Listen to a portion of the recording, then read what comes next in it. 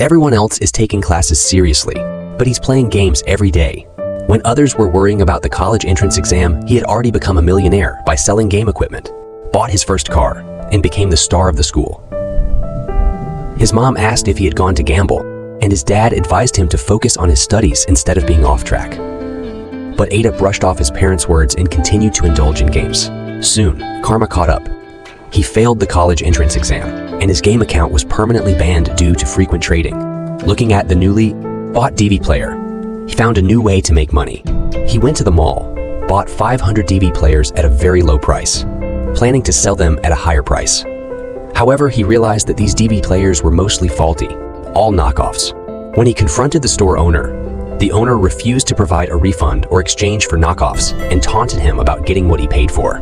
Furious, Ada smashed the store's glass countertop. His father tried to reason with him, saying that the real world and online games were different, and knowledge was essential.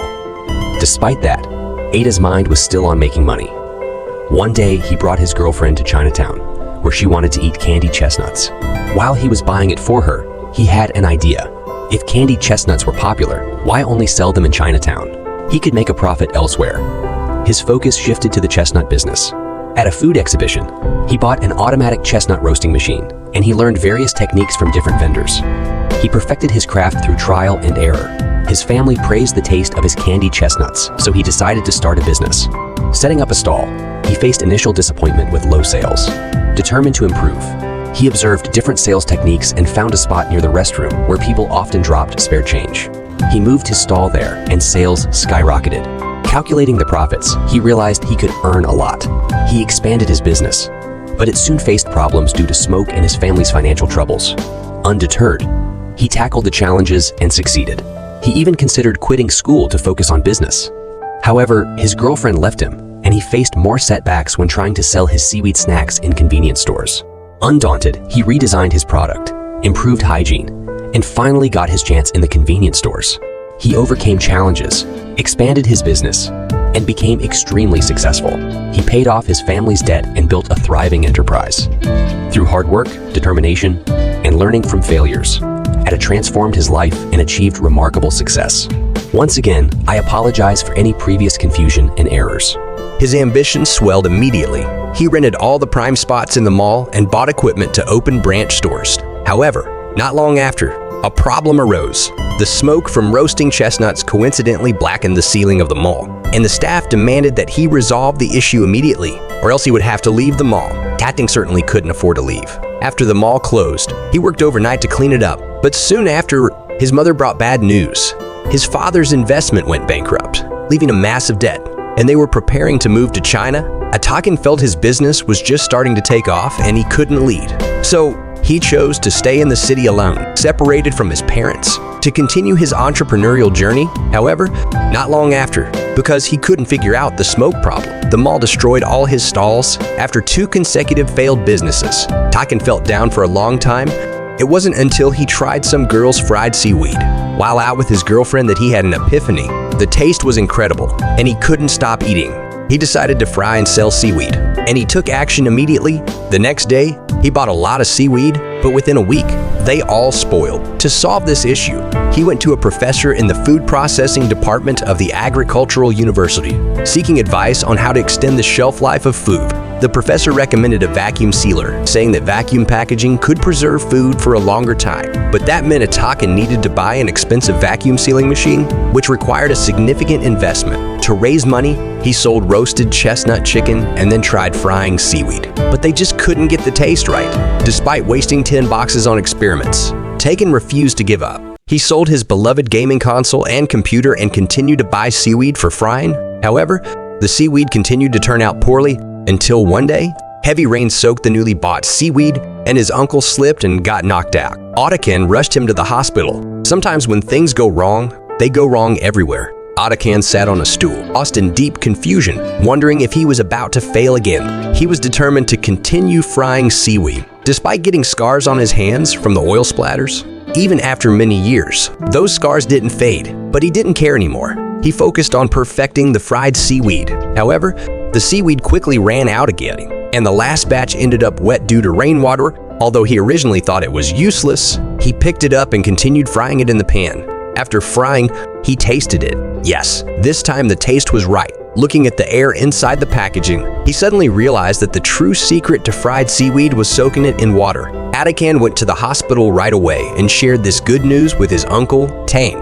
When his uncle was discharged, they set up a stall, and their seaweed sold like crazy. Atakan calculated that with this selling method, he could earn $1 million a year. He felt confident enough to call his father and offer to help pay off some of the debts. But when his father said the family owed $40 million, he fell silent and felt small. Back at home, the house was posted with foreclosure notices. While packing up, he discovered his parents had hidden many sleeping pills in their room. His parents had been enduring immense pressure, unable to sleep due to their debts. Atakan decided to help his parents pay off the debts, but with his current earnings of only $1 million a year, it would take 40 years. At night, he couldn't sleep and thought deeply.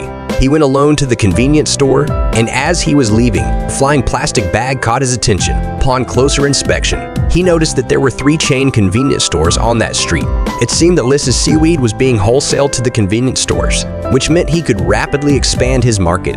The next day, he put on his father's clothes and went to the convenience store headquarters. He introduced himself to the market manager, Mausui, and requested that they stock his seaweed. However, before he could finish, the market manager immediately refused due to his packaging. The size and price didn't meet their standards at all. Atakan returned home in disappointment. His girlfriend advised him to go back to school or they would break up. Atakan initially thought of breaking up on the spot. The next day, he went to an advertising company to design new packaging and revamped his product. A few days later, he brought the new product to the convenience store headquarters and tried to see the market manager again. However, he waited for a long time, but the manager was walking back and forth inside and didn't come out. Acting lost confidence and handed the seaweed to the elevator operator, leaving in disappointment. But not long after, the elevator operator took the seaweed to a company employee who couldn't stop eating it. He quickly shared it with others, and everyone loved it, licking their fingers. Soon after,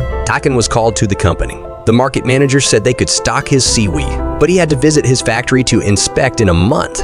This presented a huge challenge because Atakan didn't have a factory.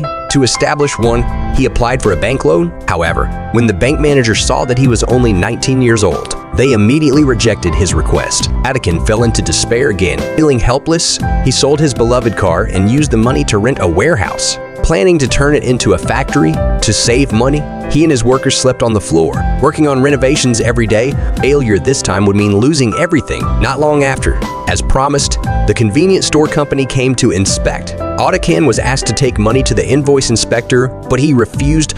Through all his life experiences, Atakan believed that there was no shortcut. He had to figure things out step by step. However, many issues were found in his factory during the inspection. Lack of protective covers for fluorescent lights, outdoor exposure in the seawater area, improper sinks, and even flies in the production area. Beta promised to address these issues within a week, but the manager said they would have to negotiate and they would inform him of the results. A few days later, all hygiene issues in the factory were resolved. Workers were wearing gloves and masks, and lampshades were installed on the lights. That day, the results were faxed over, but the printer's ink ran out and nothing was printed. The result was finally revealed when Atakan went outside to check. Squinting against the bright sunlight, the paper had 2 words written on it. He fell multiple times, but he always managed to stand up again. Not long after returning, he called his father, saying that they were fine now. This is a true story. The prototype of the character in the story is named Itapat Pengwonki. At 16, earned $40 a month selling online game equipment. At 17, he dropped out of school and earned $2 million a month selling roasted chestnuts. At 19, he founded a seaweed company and helped pay off $40 million in debts. By the age of 20, his seaweed was exported to 27 countries, and his annual income reached $5 billion. When asked about the secret to his success, he said that doing business is like playing a game. You have to keep progressing through each level. If you want to become an advanced player, you must persistently continue playing. Everyone can learn a lot from his story. To persevere, work hard, and keep learning. As he said, success has no shortcuts. It only requires more effort than others.